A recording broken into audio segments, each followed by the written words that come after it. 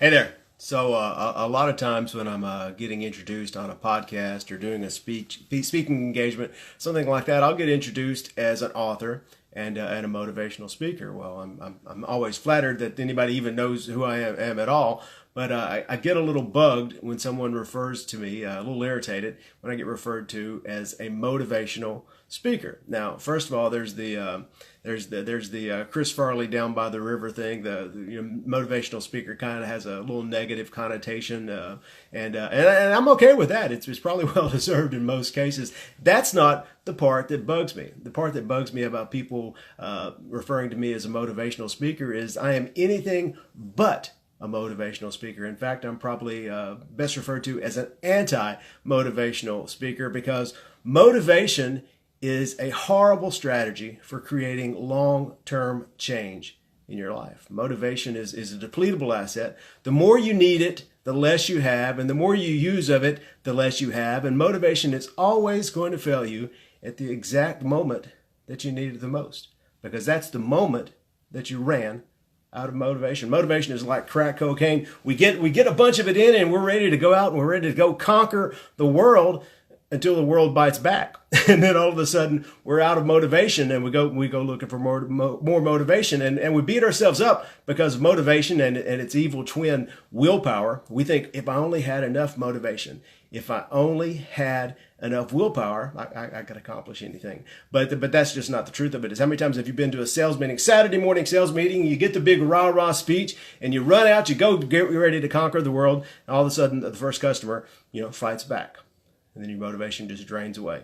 And then you have a long, horrible day and your motivation drains away. And by the time you get back Monday, there's no way you're making 50 calls or 100 calls or doing all the stuff that you need to do because you just don't have the motivation. And we beat ourselves up about that. I need more motivation. I need more willpower. So we read another book or we listen to another training tape or we go look at a bunch of memes online. But motivation is never going to do anything to change your life. We're all salespeople, and we all think that we're products of the decision that we make, and they were alpha people, and we're the top of the heap, and we conquer what we kill, and we are a product of the decisions that we make.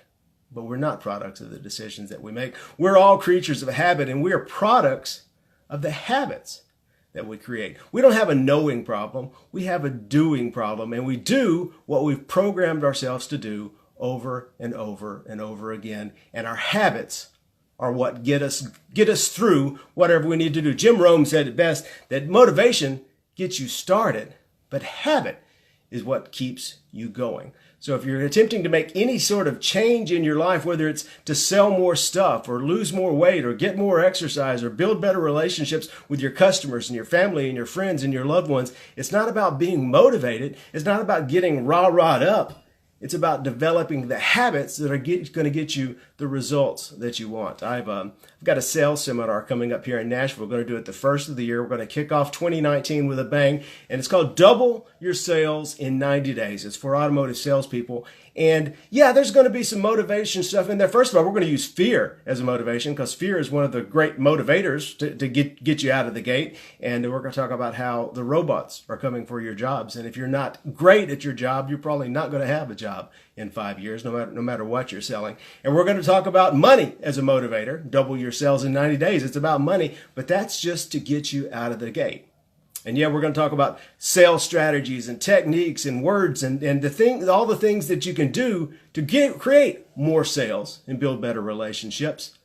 But more importantly than any of that, we're going to talk about ways to build the habits, about the science of habit formation, so we can take these small things that everybody knows you need to be doing. You know what to do. You know what you need to be doing. Doing isn't the hard part. Knowing isn't the hard part. Doing is the hard part. So we're going to talk about ways to build sales habits into your daily routines so that you are doing what you need to do day in and day out so that you don't have to rely on motivation to get you pumped up when you don't feel like doing what you know you need to do. How it just becomes a force of habit that gets you going for the long haul. So as you're looking towards the holidays and you're looking toward planning out 2019, start thinking less and less about motivation and building the habits of excellence. I'll see you next time.